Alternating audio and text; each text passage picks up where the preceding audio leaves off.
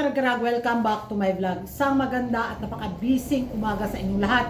Mula dito sa Lasak City, busy ako sa paglilinis ng bahay ko, mga karag-karag, hindi pa ako tapos. Kaso nga, itong pagkachismosa ni Kuragan, hindi talaga pwede, hindi matikom tong bibig ko.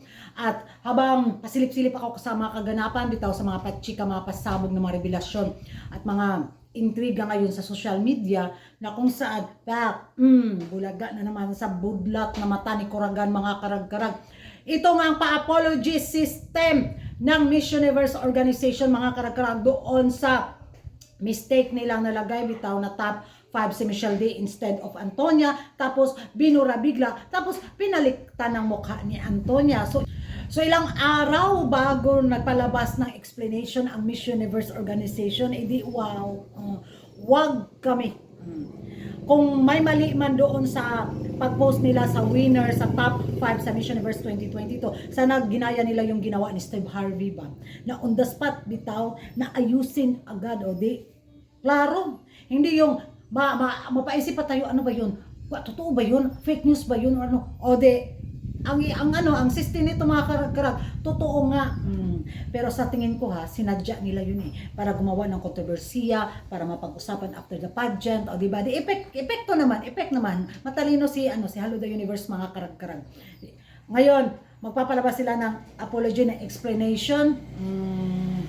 After nagkawindang-windang ang mga beauty pageant lovers sa social media, after na itag sila na maraming beses sa social media bitaw tungkol sa mga pa-iskandalo na to, tungkol kay Michelle D at kay Antonia sa placement ng top 5. So ngayon, medyo siguro na, baka na-trigger ang mga Pinoy beauty pageant lovers, di ba? Hindi lang naman tayo ang napareact, maging yung ibang sumusuporta ng mga ibang lahi din sa laban ni Michelle D, di ba? Napa-question mark. So, ito yung explanation nila, sabaw pa sa babaw sa kung ano kigol.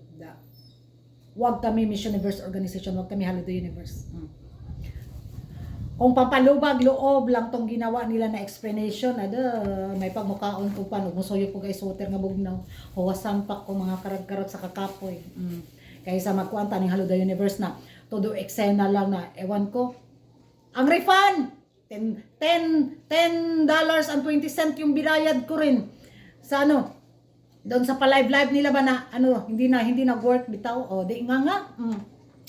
So, nakatanggap ako ng email na magre-refund daw sila. Hanggang ngayon, wala man lang natanggap natin refund. Okay na sa pambili na yun ng ilang kilong bigas dito sa Lasak City. O, di ba? Tapos, pambili ng tinapay sa ice water. Ito pa. Kumusta ang national costume? Sino ang winner? Walay. Keep voting para may pangdagdag sa pondo ni Hello the Universe na hindi siya mabangkarote. Di ba? Because she said, it's only a rehab for business. Now, keep voting for your favorite national costume. Kailan kayo nanunsyo? Baka after 3 months. Di ba? Wag kami, ano na yung nyo, pa-eksena ninyo.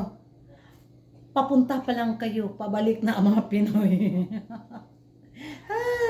Ambot lang, may pamukhaong tagpuan, mga karag-karag sa mga pa-eksena na to na ni Hello the Universe. Diha na mo, bye-bye.